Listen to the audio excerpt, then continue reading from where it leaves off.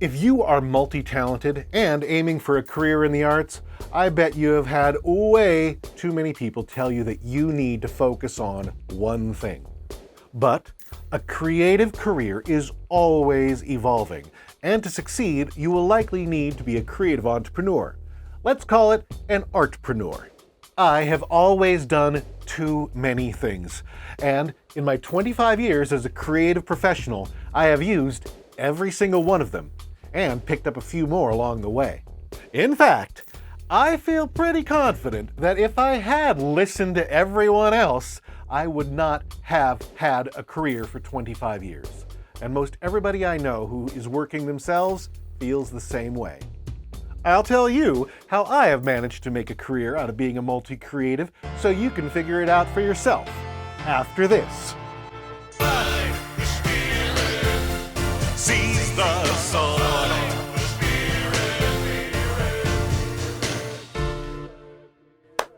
All right, welcome to Creativity Control. I am so glad you made it here.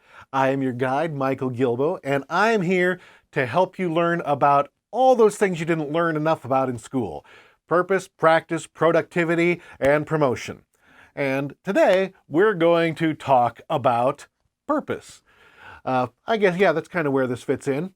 So I am sure that you're watching this because you do a lot of things. Maybe you play an instrument and you act, or you paint and you write. All of us do a lot of things. It really is common. It is the norm, despite what perhaps your college professor may be telling you or might have told you in the past, or your friends and family that say focus on one thing. But first off, before we get started, why don't you put down in the comments below everything you do?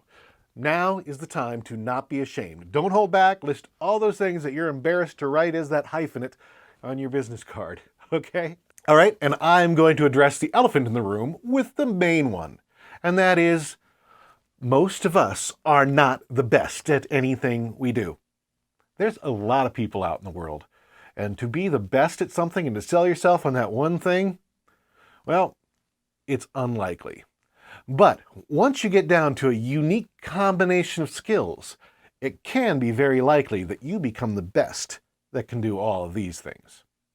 Not only that, we can compete because a lot of times the most talented, some of those people who only do one thing and are so immensely talented, and face it, you've seen this, they have a lack of ambition, a lack of drive.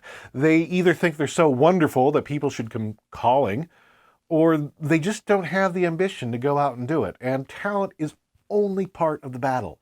How you present yourself and how you promote yourself and how you go after your work is the majority of how you can have a career.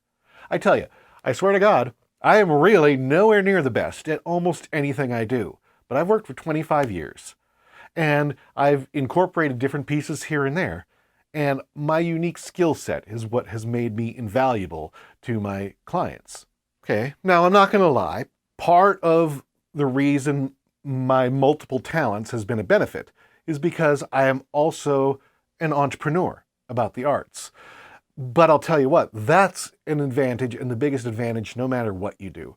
If you're just going out there and auditioning and waiting for people to hire you, letting other people control your fate, well, you're just floating around like a bag in a windstorm, like an American Beauty, right? Without being willing to be an entrepreneur, that's where your career is a crapshoot. But if you're multi-talented, if you're willing to go out there and hustle and work and promote, guess what? Everybody telling you that you can't do this, they are wrong. There is more work in the creative field than almost any other industry combined. The entertainment industry is the largest export of the United States. For your friends, families, teachers to say you can't have a career in this, well, that's just flat out ridiculous. But if you're not willing to compete, they're right. So I am going to chain the events of my life together, all the things I do, not to brag or show off, but to show how everything kind of intertwines in my multi-talents, and maybe give you some ideas to brainstorm how the different things you do can work together. I always in high school wrote music and did theater. In fact, it was a big battle between my choir teacher, who was amazing and taught me a lot of what I know about music, and our theater group.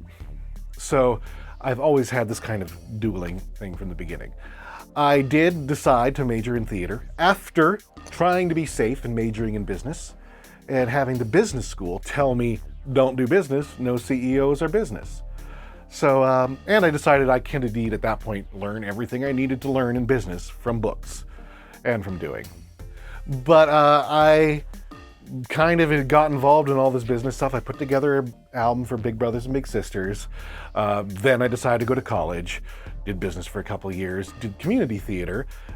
Then I, with all this, decided in the summer, after working a dreadful job, working graveyard shifts at Circle K one summer. The next summer I said, screw this, I'm going to start a children's performing arts camp in my hometown.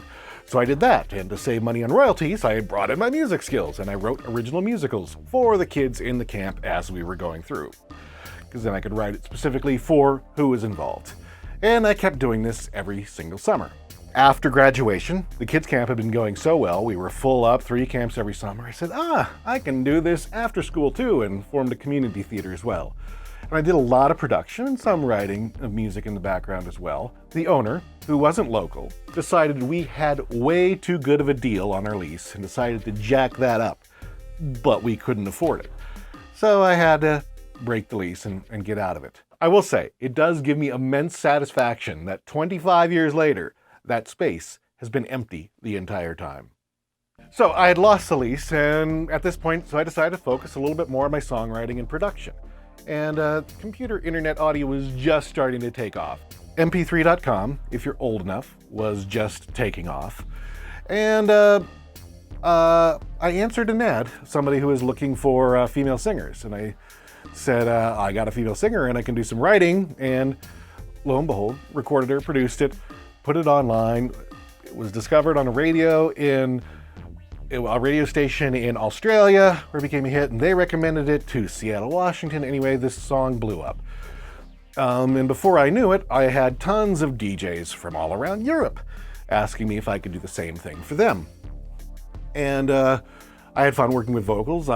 Being both music and theater and all that stuff combined in a lot of musical theater, it came naturally, and I wrote pop. Did a bunch of this. We got an investor who moved me to New York. Wrong place, wrong situation.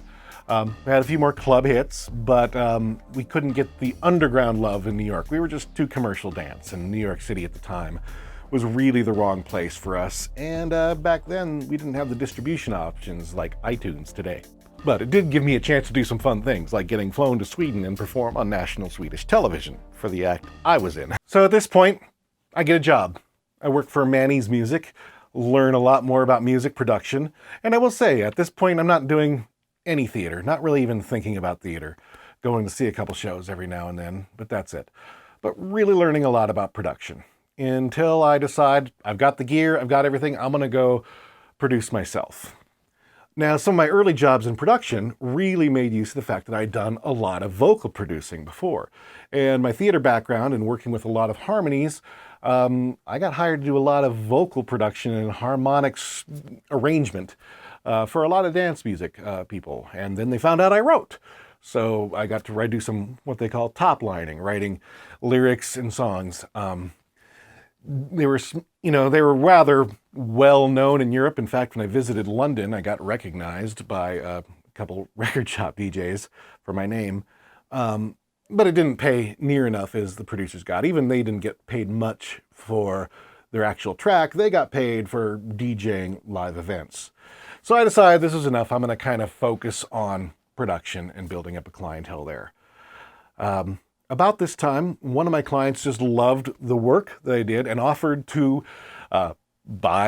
pay for building a studio in Times Square. Couldn't really turn this down. While this was getting built, I was kind of like spinning my wheels, waiting for the studio to get done, and found out that there was this new thing called podcasting. So I started kind of this idea of putting together a podcast. I've been putting together showcases in New York too along the way. But at some point, I just put together a couple, music shows, and it wasn't a big deal, but pretty much the instant the studio was finished, iTunes announced they were doing podcasts, and we were in right away. And because of that, we were featured, and we blew up. We were getting like 500,000 downloads. My partner in the studio decided he liked the idea of podcasting too, so we didn't really pursue the studio end so much, but he got us a bunch of investors, and I helped do the sales pitch, and we got a lot of money, and we lost about $250,000 of people's money. But in the middle of this, I decided that, that I missed, maybe not necessarily doing theater yet, but I missed the people, and I missed being involved. And I knew a lot about theater. It was my major. So I started a theater podcast. This kind of went pretty well, and I got to talk and meet tons and tons of people, and it turned into a big source of clientele as well. It turns out that there weren't a lot of producers who could work in a small situation where it was one person, an engineer, arranger, everything, who was really good at working with not only vocals, but musical theater people and actors. So I developed a really strong base as the podcasting we were just in too early. A lot of early movers in businesses don't work that way. And while $250,000 may be a lot of money, we discovered it's not nearly enough to weather the storm through an industry that still hasn't figured out how it's going to earn any money. But at this point, I was getting a good, big, nice theater clientele in addition to producing more and more artists. So this idea, especially while I was in New York, the combination of the audio and the theater was fantastic. I loved doing it both, and definitely would not have happened had I listened to anybody telling me to focus on one thing or the other. Eventually had to move back to Great Falls. I didn't have to, I chose to. My wife needed to move back to take care of her parents, and I was going to build a studio here. And I just said, well, the local university lost their adjunct theater teacher. My degree's in theater. Not a lot of theater degrees in this small town. Maybe if I just adjunct one class, that would help me, turn over until I build up my clientele in music here. And lo and behold, they loved me so much, they actually offered a full-time job to me if I wanted to create a theater department from scratch. It was pretty amazing. Might have had something to do with that I really probably oversold myself looking for an adjunct class, having 3 of my clients, one an Oscar-winning client, one a Tony Award-winning client, and the other an Emmy-winning client, give me recommendations that they were actually called and followed up on. So, working well with people is good. So, and then I developed theater, and now I've done audiobooks, and I'm back here as our program, got canceled in the thing, taking advantage of my experience having worked in new media and computers to launch something new. So being agile, being multi-talented has absolutely allowed me to keep going in this industry and have a career where I feel creatively satisfied almost all the time. The big lesson here is unique you develops from your unique combination of skills and makes you irreplaceable. Couple quotes kind of in relation to all this that I really love. I'm going to read these so I don't mess them up. From Stephen King, talent is cheaper than table salt.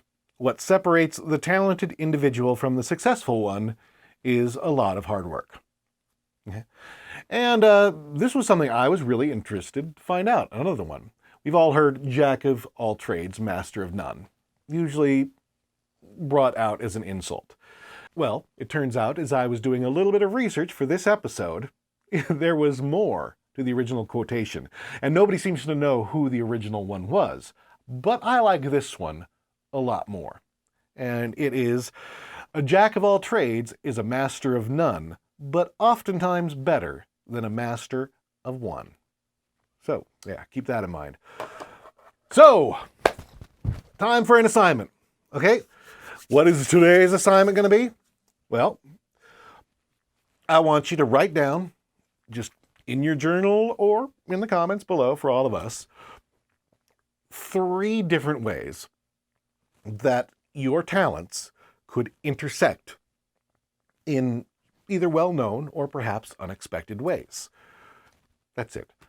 3 ways, three, yeah.